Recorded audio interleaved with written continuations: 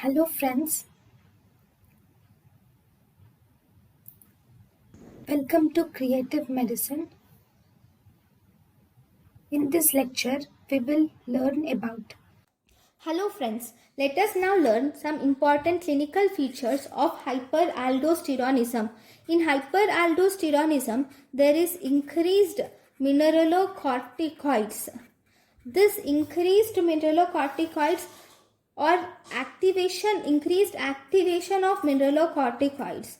Due to the rare causes, there can be increased activation of mineralocorticoids, or due to hyperaldosteronism, there can be increased mineralocorticoids which in turn activate the mineralocorticoid receptor.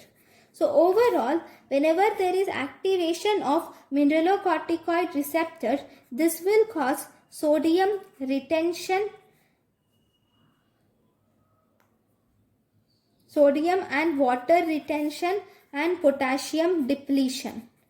Okay, sodium and water retention causes expansion of extracellular volume, and potassium depletion causes hypokalemia. Okay, this expansion of sodium will cause hypertension also, right? Now, whenever there is mineralocorticoid activity, there is here we have epithelial sodium channel which is activated by mineralocorticoids. Will activate this epithelial sodium channel.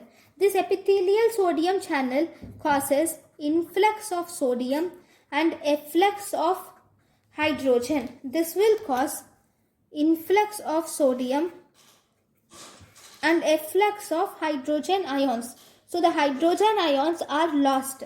So there is H plus depletion, which is seen as metabolic alkalosis is seen in a patient with Crohn's disease or hyperaldosteronism.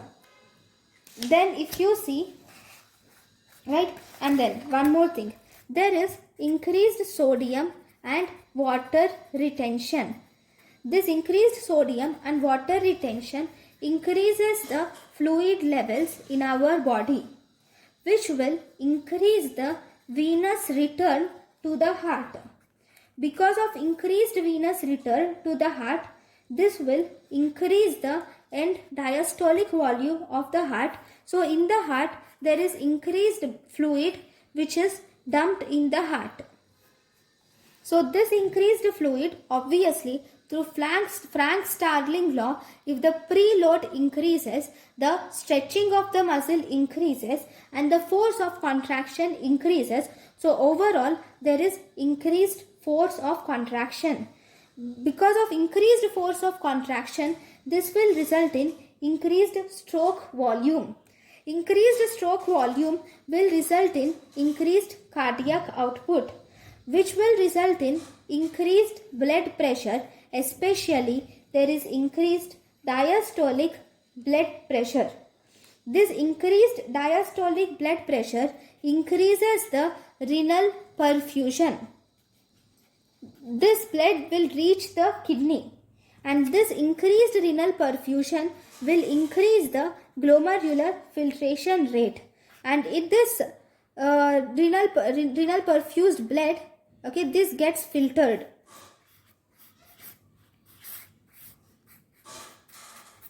This gets filtered and it is lost. So this will result in polyuria, and all the fluid which has been accumulated here due to all the fluid which is accumulated here due to the aldosterone levels, excess aldosterone levels, is lost through the renal route, right, as urine. So as a result, there is no edema seen even though there is increased fluid levels.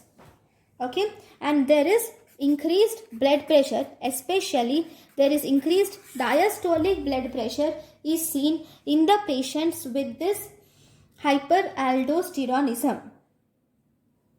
Right, now we said there is hypokalemia. This hypokalemia will result in tachyarrhythmias.